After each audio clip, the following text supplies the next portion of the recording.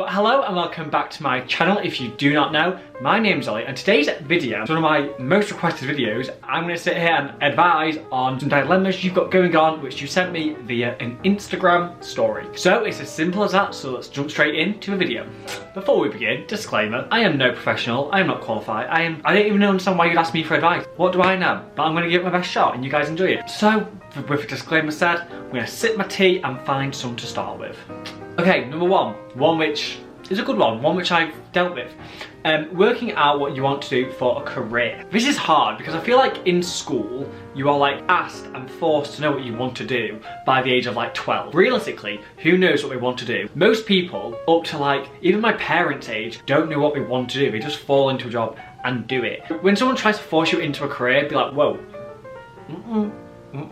I don't know if I want to do that. The thought of working your entire life in a career, job, industry which you do not like, that pains me. Like, I can't imagine my life doing something which I didn't like. If I was an accountant, not that there's anything wrong with being an accountant, but if I was an accountant, I'd be miserable. If I was a quantity surveyor, I don't even know what that is. I don't know what that means. It doesn't sound like fun to me. Figure out what you want to do. Try different things, try different hobbies which are linked to a career, or try and turn a hobby or an interest into a job. So like, if you like cooking, try and be a chef, or if you like painting, try and be an art artist, or try and find a job in something you already enjoy doing, because we say, if you enjoy your job, you never work a day in your life. Obviously I love social media, so like, this is a job, but it never ever feels like work because I love doing it so much. So if you love what you do, you never work it in your life. It's very, very true. Going on a first date, dress comfortably, dress you. Don't try and overdress, don't try and overdo anything. If you're like hilarious, super stylish, super bold and out there on the first date, but you're not actually like that,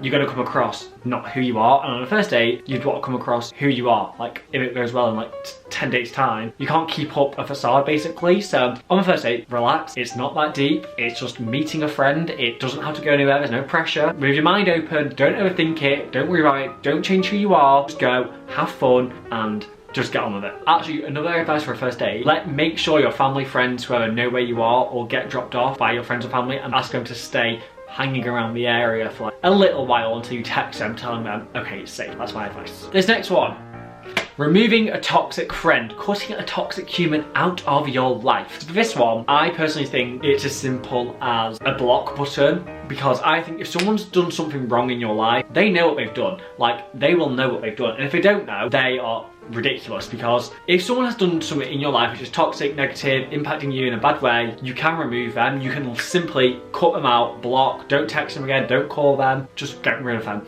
But if you're not as brutal as that, send them a message, hey, this is how I feel, this has happened, and I'm now feeling like I can't continue this relationship, so I need to put myself first, hit send, and then however they respond, go from there. But either just be cutthroat and cut it off, bye-bye, or send a quick message summarising, this is how I'm feeling and this is the steps I'm taking to look after myself, because ultimately you're number one. Regardless who it is, whether it's a boy, a girl, a friend, a boyfriend, girlfriend, cousin, mum, whoever, if there's a toxic person affecting your life negatively, you've got to remove them. For your own mental health, for your happiness, for everything, toxic people are only going to spread more toxicity, and you do not need that in your life. Believe me, I've had my fair share, and I've always just been very cutthroat, I can't do this anymore, bye bye. As soon as it becomes toxic, or is a toxic friendship, relationship, whatever, time to get out of there. And a lot of the time, a toxic person will be like, oh, I'm so sorry, I'll change. No, they won't. I'll be honest, no, they won't. People very, very rarely are able to change. And if they are able to change, it normally takes a lot of work, a lot of internal work, and like time apart. People don't change overnight, and people don't change unless they want to change. And I've found 9 out of 10 cases with toxic friends and people, relationships, they won't change. So you're best about, in my opinion. Should I forgive my cheating boyfriend?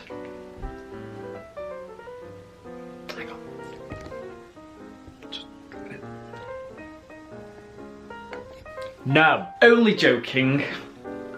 in all seriousness, in my personal opinion, if someone's cheated on you, I personally couldn't come back from that. In my head, if you've cheated, you have, and cheating is different for everyone, but for me, it's anything you would hide from your partner, in my head, is cheating or being unfaithful. And with that, for me, there's no coming back from, because once you've broken the trust, it's so hard to like build back up. And I just think it's not hard to cheat. I've never cheated. Very easy not to cheat. I don't care what you say, who you are, whatever the circumstance, you just don't cheat. And if you do, in my opinion, see ya. Personal opinion, no. You should not forgive your cheating boyfriend. You should block them, move on, work on yourself, heal, find bigger and better, because trust me, it's out there. Next one, how do you have the confidence to be yourself on dates? Simply a lot of self-love and a lot of not caring about people's opinions. Obviously that's not something you can do overnight, but self-love and working on yourself and loving yourself and all of that is something which I work on a lot. It's something I always have worked on. And even when I've been in relationships and stuff, I started to take myself on dates, because at the end of the day, the most important person you have in your life is you.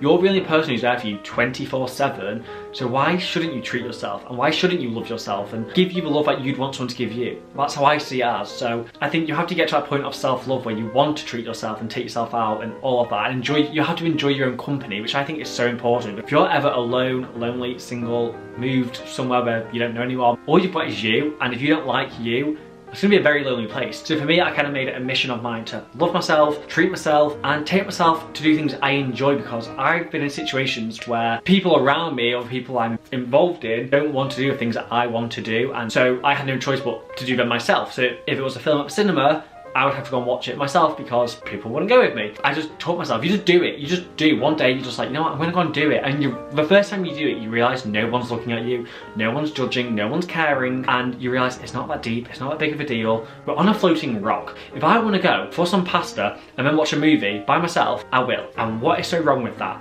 Absolutely nothing. Just do it once. Even if it's like the cinema where you're in a dark room, no one can see you, no one knows who you are, and you'll realise it's not a big deal going out by yourself, and it's really fun. How should I end things with someone? I mean, obviously I don't know the situation or anything, but I think if you want to end things with someone where they've not, whether it's like a normal breakup, so we've not cheated, it's not been toxic or anything, it's just like we've just grown apart. My personal opinion is don't do it over text or Snapchat or the phone. Don't do that. Be strong about it, be upfront about it, give them the respect they deserve, and meet up with them and tell them how you're feeling, and ultimately end it. If you don't want to be with someone, end it, because you're doing yourself a favour and them a favour. So end it for sure, but do it face to face. I think they'll respect you and appreciate it a lot more if you're honest, face to face, and like confident about it. Not like, haha, you dumped, but like be nice, be kind. Honesty goes a lot further than lying and all of that stuff. Trust me, and the truth always comes out. So be honest, do it face to face, give them the respect they deserve, and be kind. This one I really, really like. What is the best way to make a cup of tea? This one's important, people, so I hope you're listening up. Okay, you've got the kettle, pop it on, let it do its thing. Whilst the kettle is boiling, get your mug of choice. I mean, I love a good, this kind of mug for like chats and stuff. If I'm cozy, I like a big soup kind of size mug so I can like slurp. Do you know what I mean? Put your tea bag in the mug, okay? Kettle's finished boiling, pour the hot water into mug, okay? Let it sit for 10 seconds, get your teaspoon, mix, mix, mix, mix, mix. Maybe about 10 times mix and like, you know, rinse it against your side kind of thing. Okay, get all the tea juices out, then leave it, let it sit for about 20 seconds, okay?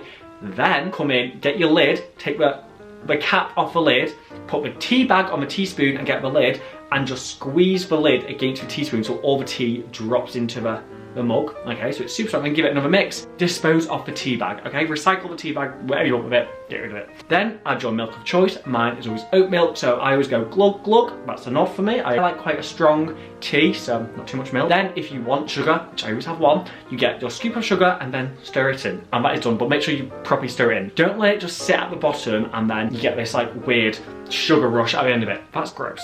So that's how you make the perfect tea. That's an important one, and I'm glad I could share the information with you because hopefully that will change your life and the next person's life who you will be making a tea for. And I actually am qualified about this one because I actually have a degree in tea making. That is not a joke, that is a fact. I have a degree in tea making. Don't come for me about making tea.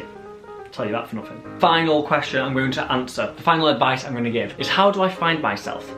And I previously did a YouTube video about refinding myself because I kind of lost myself for a little hot minute and I was a bit sad and a bit down in the dumps and all that jazz. So what I do to refine myself is journal, journal your thoughts, journal how you're feeling, be aware of how you're feeling, and also be aware that it's okay to feel how you're feeling and you'll get through it. Take some extra time for you. Like, I was juggling relationships, the gym, friendships, work, social media. I was juggling a lot and I had no time for myself, so I reprioritized and made sure I had time for myself. Like, that's what it is. Like, you have to make time for yourself, and in that time, do what you enjoy. Like, treat yourself, go to a cinema, go for food, have a face mask, have a pamper night, like whatever it is you enjoy, do it and keep doing that, and eventually you'll start to feel like yourself again. It's just like giving yourself the love you deserve and like what you require. And also just like have the confidence to be like, right now I'm not myself, hold on world, I'm taking time for myself. I think that's important to actually let people around you know that you're taking time for yourself and you're looking after yourself right now and you're the priority. Like, have the confidence to make you your own priority for the time being. Experiment with things, experiment with how you look, dress sense, hair, whatever you want, and just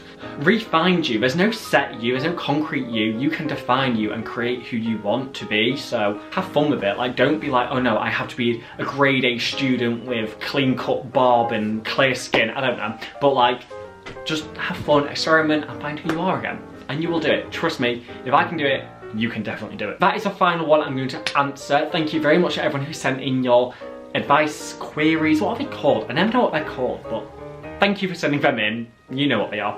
So thank you very much. I hope you enjoyed it. I hope it helped at least one of you. I hope it helped someone watching, or, you know, I hope it made you also realise if you've got similar issues, you're not alone. Everyone's got issues, everyone's got their down days, everyone's got their troubles, and if we all just talk about them, normalise them and help each other out, we'll all be a lot happier. Be a good person, be kind, I love you, make sure you love yourself. Thank you very, very much for watching, I really appreciate that. If you enjoyed today's video, make sure to smash a like button, subscribe to the channel down below so you don't miss another video from me. Thank you.